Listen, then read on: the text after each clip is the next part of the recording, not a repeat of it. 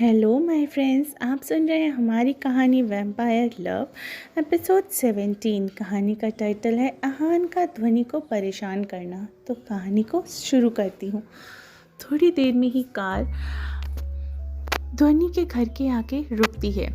आहान ध्वनि को देखता है जो कि आराम से सो रही थी। उसका आधा चेहरा उसके खूबसूरत बालों से ढका हुआ था। आहान आगे बढ़कर उसके बालों को कान के पीछे करता है और उसके चेहरे को बिल्कुल करीब आकर धीरे से उसके होठों को चूम लेता है। फिर उसके गालों को अंगूठे से छूते हुए उसे प्यार से देखने लगता है। आहान को सोचते हुए उसके चेहरे पर एक डबल स्माइल आ जाती है और वो अपने होठों को ध्वनि के कान के पास ले जाकर धीरे से पर अट्रैक्टिव वॉइस में बोलता है, ध्वनि, आहान फिर से तुम्हें उसके घर ले जा रहा है, उठो। जैसे ही आहान की आवाज़ उसके कान में पड़ती है वो हड़बड़ाहट से उठती है और इधर उधर देखते हुए बोलती है, नहीं नहीं नहीं नहीं, मैं नहीं जाऊंगी, मैं नहीं जाऊंगी, मैं नहीं जाऊंगी। आहान ध्वनि को देखकर हंसने लगता है और वो बहुत ज़ोर ज़ोर से हंस रहा होता है। ध्वनि उसको घूर कर कार से उतर जाती है। आज वो बहुत खुश थी, क्यों ना होती, वो अपने घर जो आ रही थी। आहान को ध्वनि की ऐसी इग्नोरेंस करना बिल्कुल अच्छा नहीं लगता। वो कार से उतरकर हवा की तेज से उसके सामने आ जाता है। ध्वनि बिल्कुल डर जाती है, हैरानी से उसको देखती है और फिर कहती है, तुमने तुमने ये कैसे किया? आहान उसको कोई जवाब नहीं देता है और उसकी कमर को पकड़कर अपनी तरफ खींचकर बोलता है, घर से आज़ाद हुई हो, मुझसे नहीं, मुझे इग्नोर मत करना। ध्वनि खुद को छुड़ाने की कोशिश करते हुए बोलती है, आहान छोड़ो मुझे, कोई देख लेगा तो क्या सोचेगा? आहान डबल स्माइल करते हुए बोलता है, अभी तो छोड़ रहा हूँ पर जल्द ही आऊँगा। आहान ध्वनि को छोड़ता है और कार में बैठकर ध्वनि को देखकर आई विंक करके चला जाता है। ध्वनि जो अपना मुंह खोलकर उसे ही देख रही थी। आहान कार को धूल उड़ाते हुए वहां से निकल जाता है। ध्वनि सर झटकते हुए खुशी से घर की तरफ बढ़ती है और वो जैसे ही घर की बेल बजाने वाली थी कि उसको अंदर से बर्तन गिरने की आवाजें आ गई। ध्वनि के हाथ वहीं रुक गए। तभी अंदर से आवाज आई।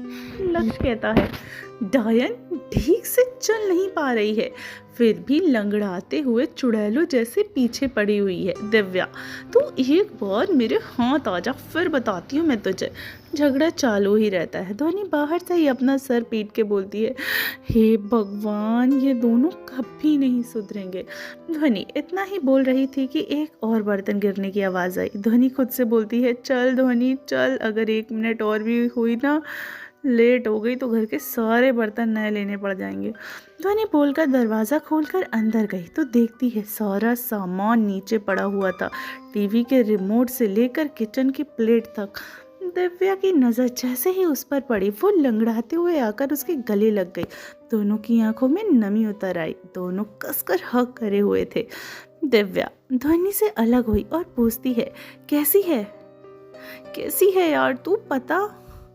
पता है मैंने तुझे कितना मिस किया। मुझे लग रहा था कि तुझे कभी नहीं देख पाऊंगी। ध्वनि रोंदी हुई आवाज़ में बोलती है, मैंने भी तुझे बहुत मिस किया, बहुत बहुत ज़्यादा मिस किया तुझे।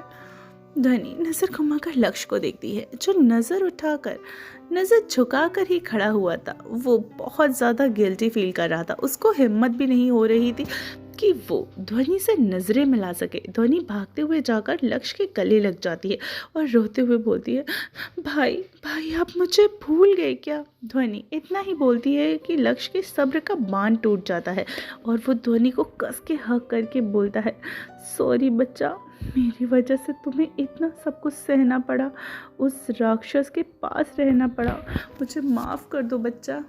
ध्वनि कुछ नहीं बोलती है, सुबक रही थी।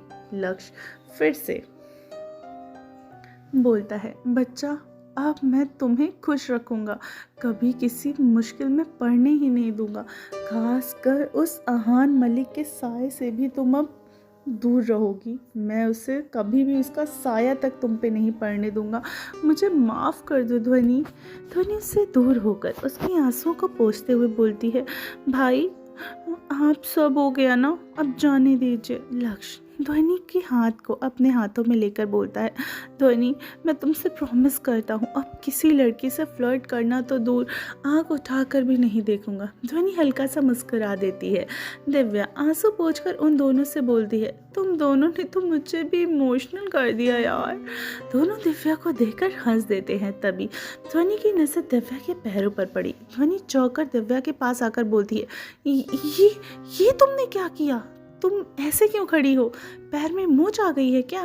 दिव्या सर पीट कर बोलती है, अरे तुझे बताना ही भूल गई, चल नाश्ता करते हुए बताती हूँ। ध्वनि बोलती है, मैंने कर ली भैया, आप फ्रेश हो जाओ, मैं तब तक टेबल रेडी करती हूँ। सर जो लक्ष्य होता है, लक्ष्य सर पर हाथ रख के सर हिलाकर फ्रेश होने के लिए चला जाता है। थोड़ी देर के बाद दिव्या एक्सीडेंट से लेकर हॉस्पिटल से घर आने तक की सारी बातें बता देती है। ध्वनि तो मुंह खोले ही सारी बातें सुन रही थी। लक्ष्य का खाना मुंह में ही रह जाता है। दिव्या गहरी सांस लेकर आखिर में बोलती है, इतना सब कुछ हो गया, चल्लौत कहीं का, पहले तो कितना सॉफ्टली बात किया।